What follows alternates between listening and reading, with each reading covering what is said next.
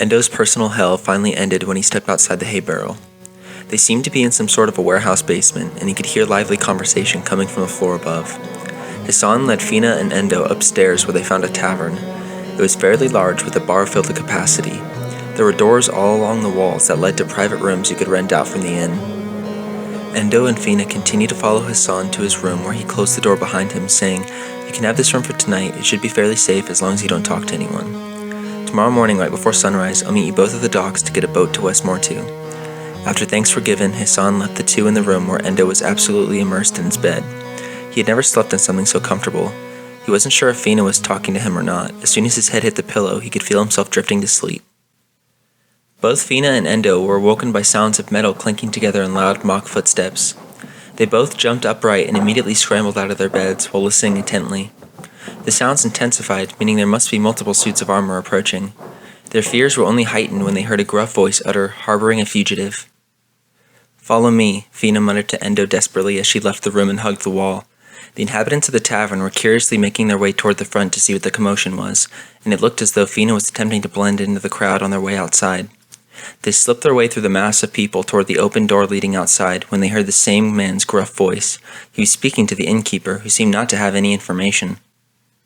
"There's at least one of them. There might be more.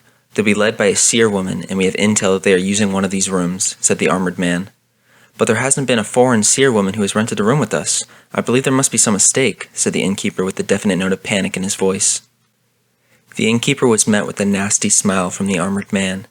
"It seems they were using this man's room," replied the armored man, while a fellow soldier carried in another man.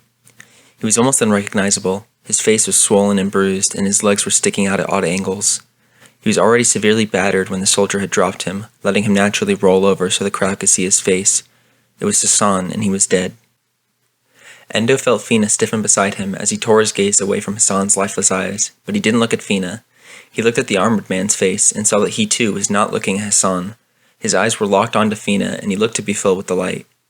Endo took no time to react, as he knew they would have to leave the tavern as soon as possible. He lunged at the armored man, breaking through a nearby table, and felt the man crumple in his arms as he cracked his head hard against the wall.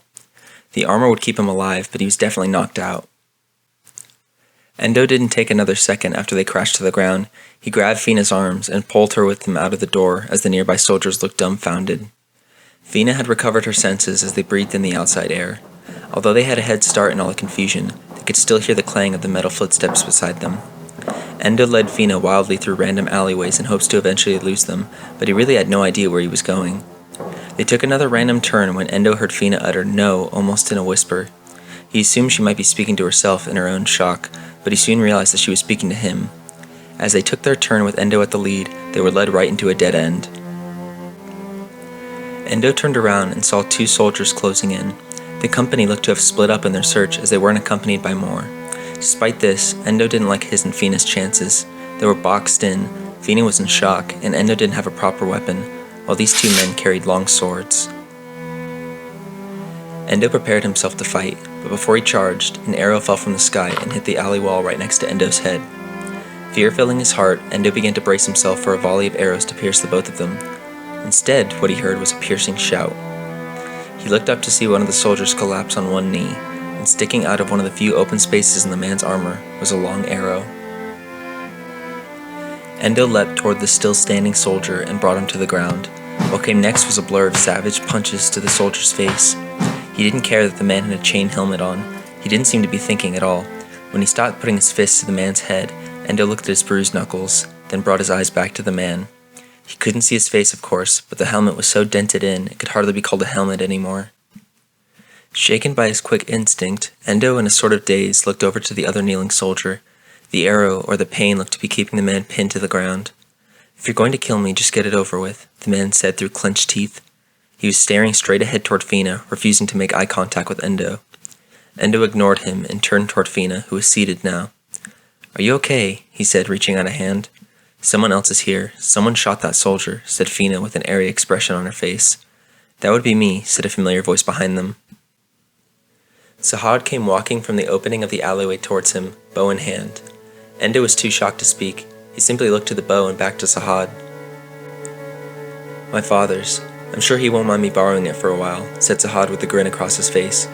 "You were at the hut in Sid the night I arrived," said Fina, catching her breath. "And you're the mysterious seer woman my father brought home," replied Sahad, pausing before continuing on.